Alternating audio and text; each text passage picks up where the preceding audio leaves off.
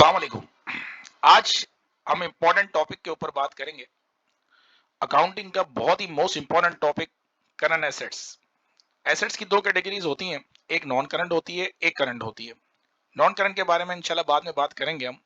देखें लिखते हैं क्या है, current assets are those assets which are benefited in the future within a year.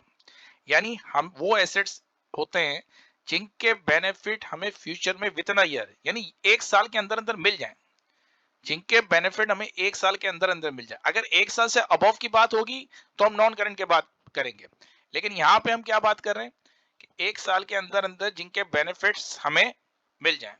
अब देखिए, ये मैंने अगली स्लाइड के ऊपर लिस्ट ऑफ करंट एसेट्स भी दी है और ये बहुत इंपॉर्टेंट है। देखिए एसेट्स तो हैं बहुत सारे, लेकिन हम दो तीन मेजर करंट एसेट्स को डिस्कस कर लेते हैं मुख्तसर के तौर पे, ताकि आपको ये समझ में आ जाए कि करंट एसेट्स का रोल क्या है अकाउंटिंग के अंदर। बहुत ही इंपॉर्टेंट रोल है। देखिए कैश, ये तो हर जगह होता है ना, कैश तो हर एक के पास है, बगैर कैश के तो दुनिया ही नहीं है। क्योंकि ट्रांजेक्शंस लेन देन, ट्रांजेक्शंस का मतलब होता है लेन देन। लेन देन आप कैसे करेंगे? Through cash. Cash is a medium of exchange. अब अगर आपके पास कैश नहीं है तो फिर आप कुछ भी नहीं कर सकते। तो कैश से तो फौरन ही आप कोई भी चीज खरीद सकते हैं, कोई चीज बेच सकते हैं। तो कैश तो लाजमी तौर पर करंट एसेट्स में आ गया। सेकंड जो लिस्ट में आइटम आ रहा है वो है अकाउंट रिसीवेबल। एक बात ध्यान में रखें, इंपॉर्टेंट चीज, कि कोई भी चीज आप उधार के ऊपर बेचोगे उसके लिए टाइटल यूज होगा अकाउंट रिसीवेबल। अब चाहे वो फर्नीचर हो, चाहे वो मर्चेंडाइज हो, चाहे वो इक्विपमेंट हो। एक बात। दूसरी बात यह है कि अकाउंट रिसीवेबल आपका जो है वो शॉर्ट टर्म ऑब्लिगेशन होता है, यानी वो साल के अंदर अंदर हमारी उसकी कलेक्शंस हो जाती है। जो पैसा हम अकाउंट रिसीवेबल में लिख रहे होते हैं, हमारी यही कोशिश होती है 2 महीने 4 महीने 6 महीने के अंदर वो कलेक्ट हो जाए।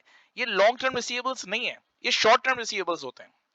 तो इसीलिए हम इसको करंट एसेट्स के अंदर डालते हैं कि हम अकाउंट रिसीवेबल के जरिए जो पैसा हमें लेना है वो साल के अंदर ले लेके इसका लेके कारोबार के अंदर इसको दूसरे काम के लिए यूज करें और इसका बेनिफिट हम कारोबार के अंदर विद इन अ ईयर ले लें। ठीक है। अच्छा, इसके बाद जो इंपॉर्टेंट चीज आती है वो आती है नोट रिसीवेबल।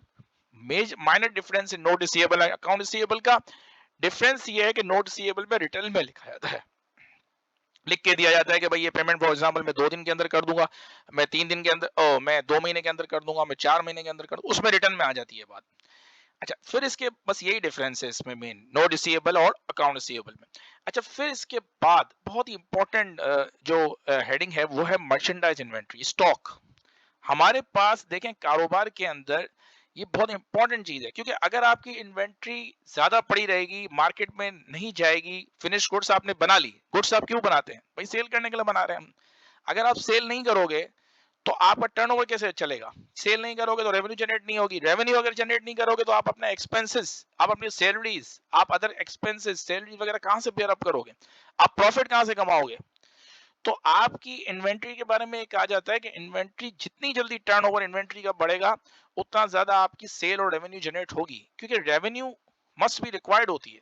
आप कोई गुड्स बना रहे हैं या फिनिश गुड्स है, ट्रेडिंग बिजनेस कर रहे हैं या कोई भी बिजनेस कर रहे हैं, तो आपको इन्वेंट्री का टर्नओवर ज्यादा से ज्यादा रखना होगा। तो मर्चेंडाइज इन्वेंट्री का आप कोशिश करते हो 15 दिन 20 दिन जैसे से जितना जल्दी टर्नओवर हो सके मार्केट में इसको सेल आउट करें और इसका बेनिफिट हम लें। क्योंकि अगर इन्वेंट्री आइडल पड़ी है, इन्वेंट्री आइडल मरी है मतलब इन्वेंट्री बेकार पड़ी है गोदाम के अंदर, वेयर हाउसेस के अंदर, और आप उसको यूज नहीं कर पा रहे, आपका माल नहीं बिक रहा, डिमांड या तो आपके प्रोडक्ट की नहीं है या आप किसी वजह से सेल आउट नहीं कर पा रहे, तो ये एक बहुत ही बड़ा ड्रॉबैक होता है किसी भी कारोबार के लिए। तो ये बहुत ही इंपॉर्टेंट कैटेगरीज होती हैं करंट एसेट्स की। इंशाल्लाह नॉन करंट एसेट्स में अगली वीडियो पे बात करूंगा। कोई भी चीज समझ नहीं आए तो इंशाल्लाह आप कमेंट्स करें, तो इंशाल्लाह फौरन आपको रिप्लाई कर दूंगा। अस्सलाम वालेकुम।